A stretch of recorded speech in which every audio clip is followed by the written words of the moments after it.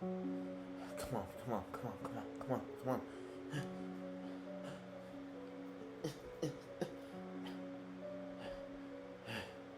October 31st, 2009. Audio diary, Lawrence Afton.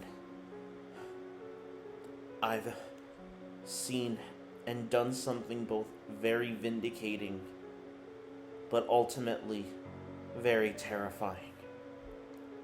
And I don't know how to feel about it. For those reading this, I've done something that will no doubt damn the mental health of the entire human population. But you had to understand, it was driving me mad. All those sleepless nights, those fucking teeth. I know it was wrong. I just wanted peace again. Maybe if I explain myself, you'll understand. I first met Mary Emerson in the summer of 2007. I had arranged with her husband of 15 years, Terrence, to see her for an interview. Mary had initially agreed, since I was not a newsman, but rather an amateur writer, gathering information for a few early college assignments and pieces of fiction. We scheduled the interview for a particular weekend when I was in Chicago on unrelated business.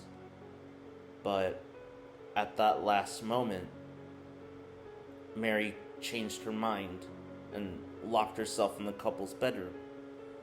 For a half an hour, I sat with Terrence as we camped outside the bedroom door. I listened and took notes while he attempted fruitlessly to calm his wife.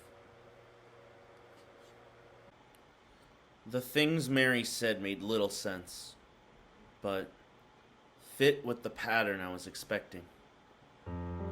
Though I could not see her, I could tell from her voice that she was crying. And more often than not, her objections to speaking with me centered around an incoherent diatribe on her dreams, her nightmares. Terrence apologized profusely when we ceased the exercise, and I did my best to take it in stride. Recall, though, that I wasn't a reporter in search of a story, but merely a curious young man in search of information. Besides, I thought at the time I could find a more cooperative interviewee if I put my mind and resources to it. Mary was the SISOP for a small Chicago-based bulletin board system in 1992, when she first encountered Smile.jpg, and her life changed forever. Mary was one of an estimated 400 people who saw the image when it was posted as a hyperlink on the BBS, though she is the only one who has spoken openly about the experience. The rest have remained anonymous, or perhaps dead. In 2005, when I was only in 10th grade, Smile.jpg was first brought to my attention by my burgeoning interest in web-based phenomena. Mary was the most often cited victim of what is sometimes referred to as Smile.dog, the being Smile.jpg is reputed to display. What caught my interest, specifically, was the sheer lack of information, usually to the point that people don't believe it even exists. Is unique because though the entire phenomenon centers on a picture file, it's nowhere to be found on the internet. Certainly, many photo-manipulated simulacra litter the web, showing most frequently on sites such as 4chan, but it's suspected these are fakes as they don't have the effect the true Smile.jpg is believed to have. Onset temporal lobe epilepsy and acute anxiety.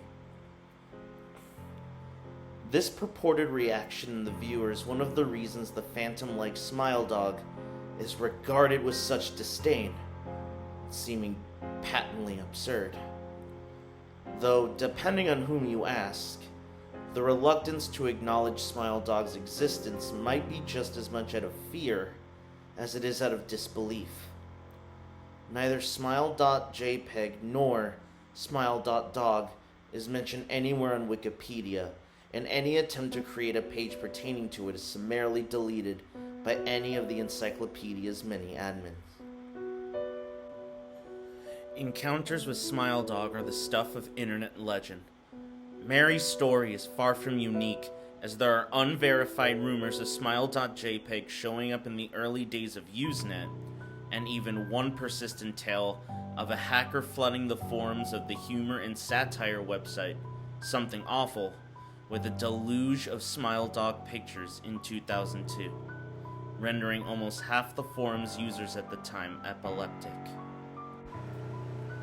It is also said that in the mid to late 90s that smile.jpg circulated on Usenet as an attachment of a chain email with the subject line, "Smile! God loves you!"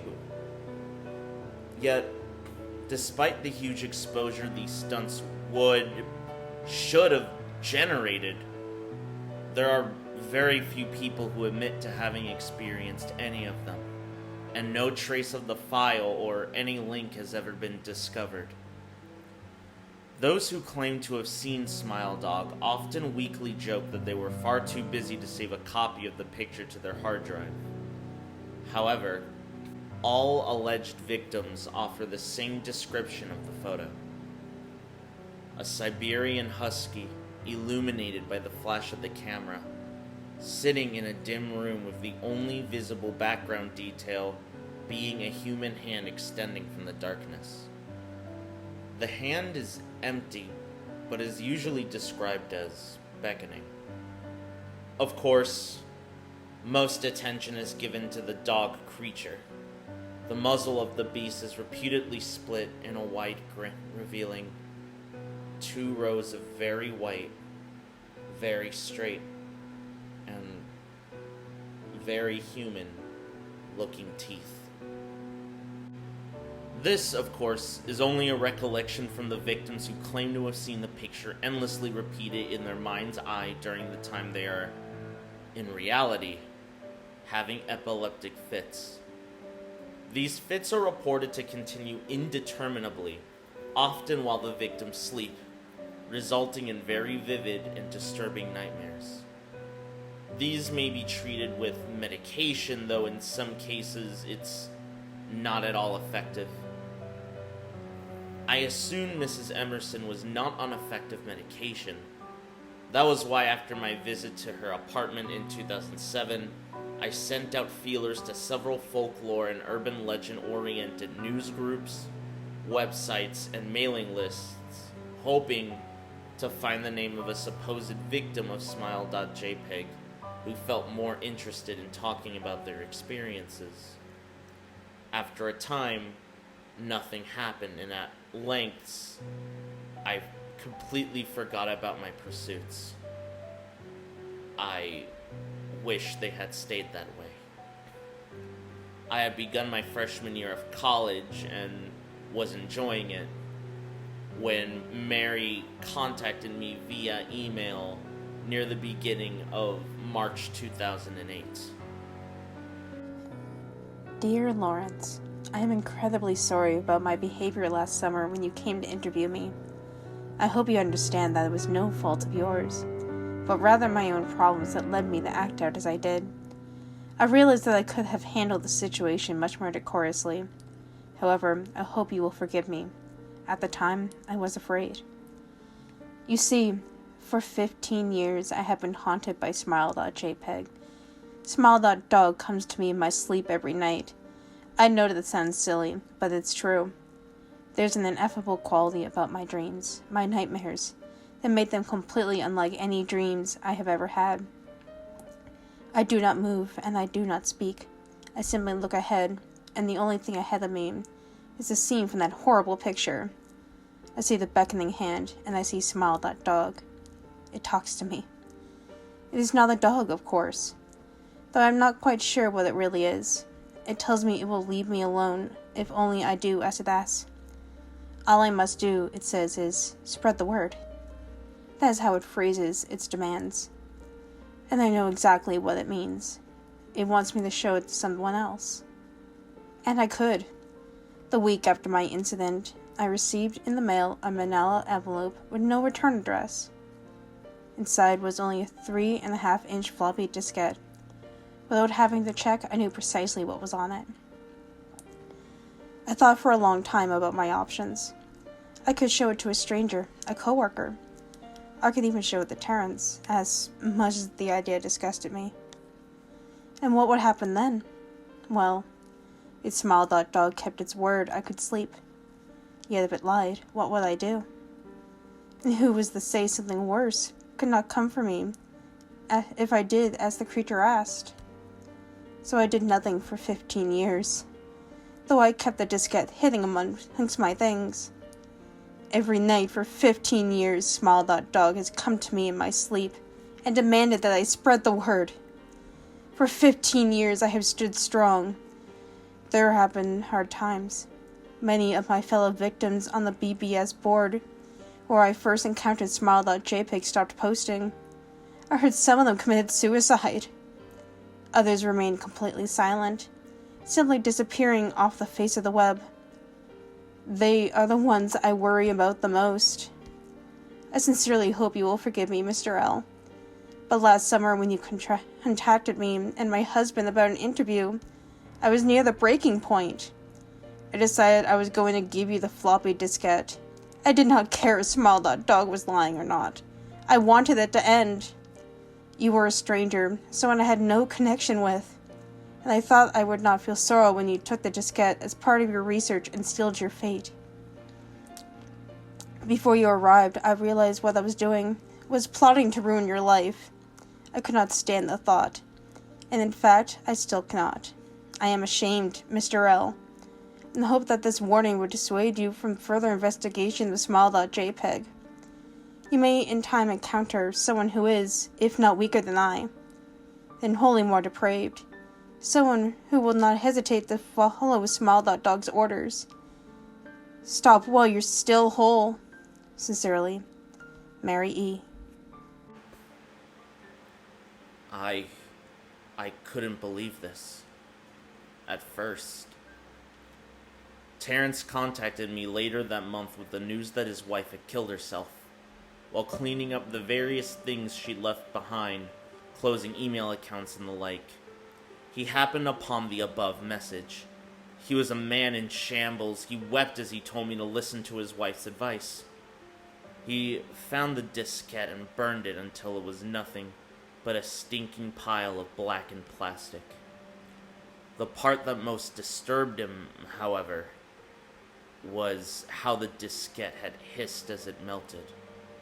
Like some sort of animal, he said.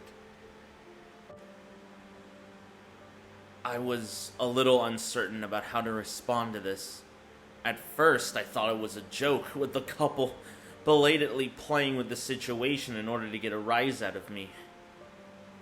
But a quick check of several Chicago newspapers' online obituaries proved that Mary was indeed dead. There was no mention of suicide in the article, but I don't think that disproved anything. It didn't.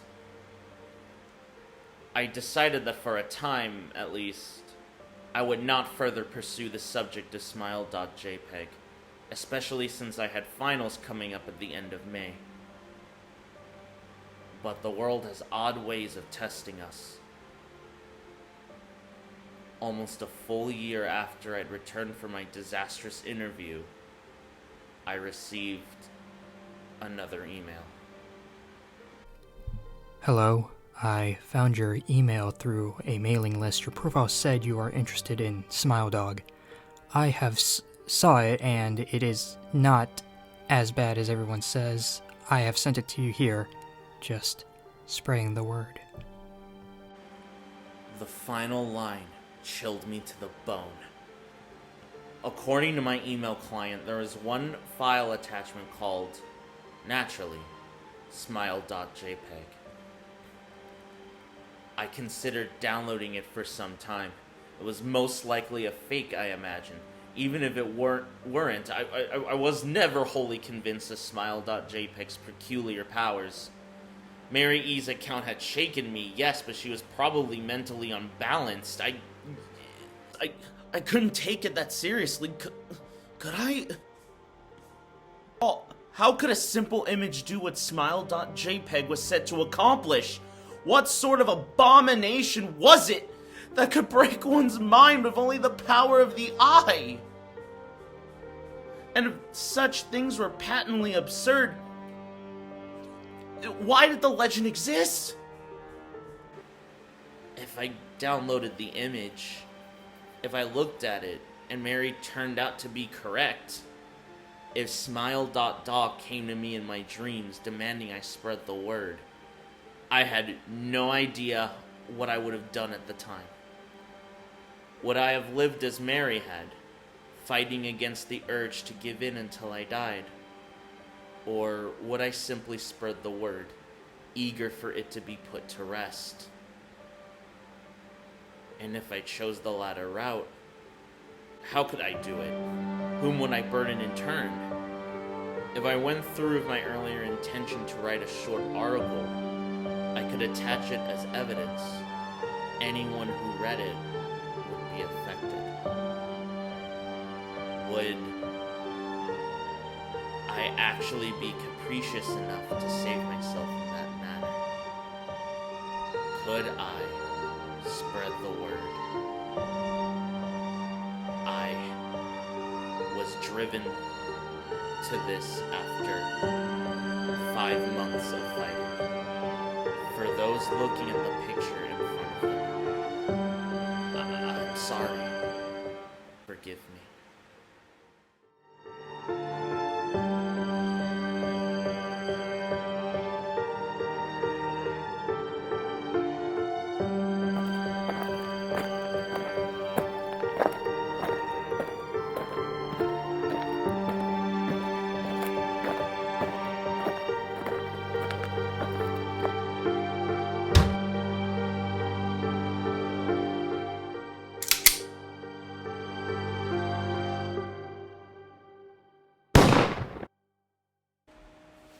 Hi everyone, this is Asper Black, and I'd like to thank you for listening to our narration.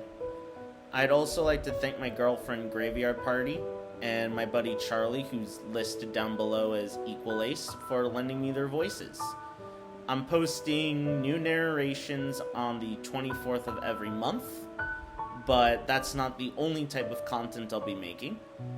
If you want to hear and see more, leave a like on the video, and I would appreciate a subscription. Thank you.